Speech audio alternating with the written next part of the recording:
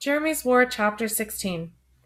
I leaned over the bow of the Chippewa, trying not to be sick.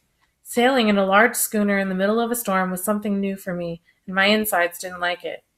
The waves heaved us up to the sky, then drew us into great ravines of gray-green water. I wanted to leave my body.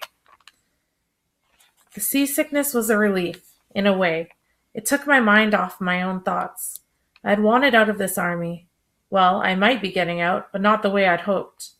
The least I was going to get was a whipping. The worst, jail and a dishonorable discharge.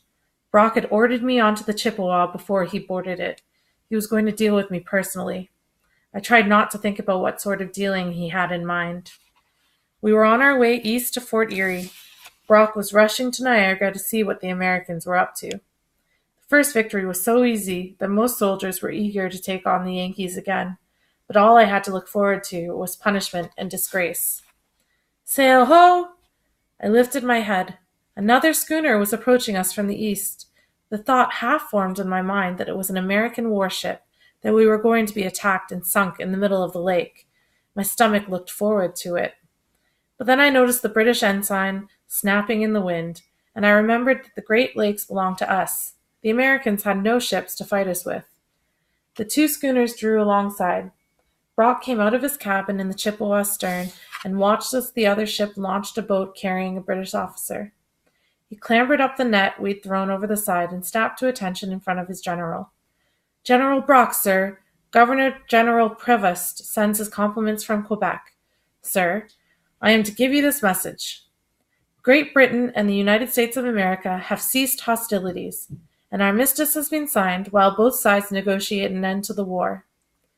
Brock's mouth dropped open, then quickly shut. An armistice? When? It was signed August 16th, sir, the day Detroit surrendered. Of course, both sides were unaware of your victory there at the time. Still, the truce holds. Come. Brock turned on his heel and stalked back into his cabin, the officer following. The soldiers and sailors gossiped. What did the armistice mean? Was the war over? Had we won? Everyone waited for news. I waited too, but I was more worried about my own future than the future of the war. I was asleep below decks. The storm had ended and my seasickness was ebbing, bit by bit, when the guard shook me awake. Come on, he ordered. The general wants to see you. He led me to the back of the ship and knocked on a door. I recognized the voice. Yes? I stepped into a tiny room barely big enough for a desk and a bed. We both had to stoop a bit to keep from hitting our heads on the ceiling. Brock was tearing through his large trunk, throwing clothes and papers in every direction. The brandy, Fields. Where's the brandy? You always keep it in this trunk. One night, I choose a glass of brandy before bed, and it's not here. It's in the small trunk, sir. The small trunk was beside me. I opened the lid and pulled out the bottle. He glared at me. Why did you put it there? You've always kept it in the big trunk. No, sir. I always keep it in the small trunk. Don't contradict me, boy. Yes, sir. He grabbed the brandy and poured himself a large glass. You've gotten yourself into quite a mess, Fields. Stanton told me you tried to start a fight with an Indian. I did not, sir. The denial seemed to surprise him. You contradict Captain Stanton. No, sir. Captain Stanton didn't know what was happening when he arrived. He misunderstood. He says you were drunk. I think I was, sir. You've become quite useless, Fields. The tone was petulant, impatient, like some offended schoolteacher. You're sullen, unreliable, I can't depend on you anymore, and now this? I should have you whipped, or worse. Yes, sir. Certainly I can't have you as my batman. You will be reassigned to your regiment as soon as we reach shore. Yes, sir. May I be discharged from the army, sir? It surprised him. He put down his brandy. Is that what you want? Yes, sir. He looked at me for a moment, almost sadly, and then his face hardened. Very well. If you want to go, go. We have no room for cowards. The blood rushed to my face. I am not a coward. He stepped toward me angrily. You are insubordinate and untrustworthy and mutinous and probably a coward, and I cannot believe I'm even speaking to you when I should simply have you flogged. Flog me if you want, I shouted, hoarse with anger, but I am no coward. For a moment I thought he was going to call the sentry. He looked at the door, half opened his mouth, then closed it and turned away. I have never endured such insolence from a soldier. He picked up his brandy. But then you're not a regular soldier, are you? You're a colonial. One of the people I've been sent here to protect. Why? I don't know. He walked over to the tiny window. In England, you would know your place. He stared out at the black sky. You would never raise your voice against a gentleman. People know their place in England. But not here. There's too much of the American in you all. You're rude to your betters, say whatever you think, have no respect. You're not worth fighting for. He paused. You're certainly not worth dying for. At least I've never lied. The words came from somewhere. I knew I shouldn't have said it. I was in worse trouble now than for anything I'd done at Detroit. But worse than the punishment, worse than anything he could do to me, was knowing that he'd lied. If only he hadn't lied. Brock turned from the window. A pink blush colored his pale skin. He gripped the brandy in his hand. Are you suggesting that I've lied? The truth. Speak the truth.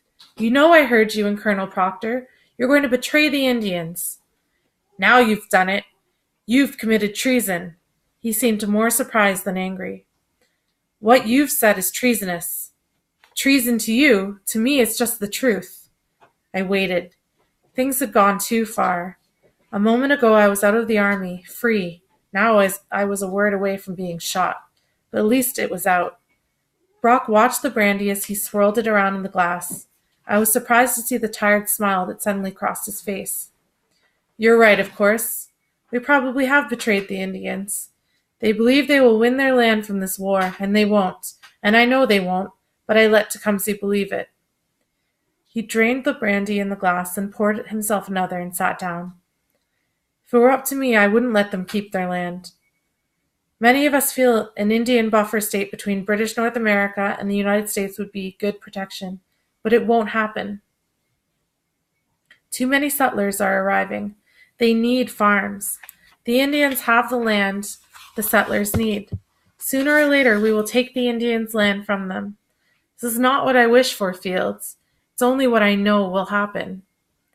He raised his glass to his lips, then lowered it without drinking.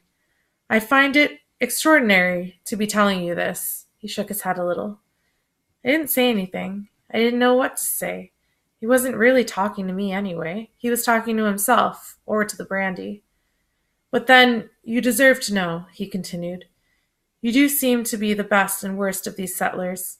Obstinate and civilized, rude, but honest also, and proud. I'm sorry I called you a coward. I felt guilty somehow. I didn't mean to call you a liar, sir. Well, but you did. He straightened up in his chair. And I am. I needed the Indians at Detroit. I will need them again at Niagara. This armistice is a trick by the Americans to give them time to bring men and supplies to the front. We were fools to accept it, and we'll pay. He got up from his chair. So I will lie to your Indians again. I need them if I am to have another victory. I am a general, Fields. Victory is what is expected of me. For victory, I would lie to God himself. I stood there, uncertain, not knowing what to do, even what to feel. He began to arrange papers on his desk. I will see to your discharge when we reach Fort Erie. You will not be charged with treason, unless, of course, you repeat anything that has been said here. Sir, I would like to continue, sir, as your batman. Why? I don't know why, except I didn't see him now as a liar. No, it was more complicated than that. He looked at me for a long moment. Are you sure? I nodded. Yes, sir, very sure. I'm sorry, sir. He returned to his papers. Very well, Fields, that will be all. I turned sharply on my heel and left the cabin, but I didn't return below. I walked along the deck of the ship, watched the black waves with their shining white crests roll against the hull, stared up at the great bowl of stars shining through the rigging that creaked in the fresh west wind, and wondered when I would begin to understand the world.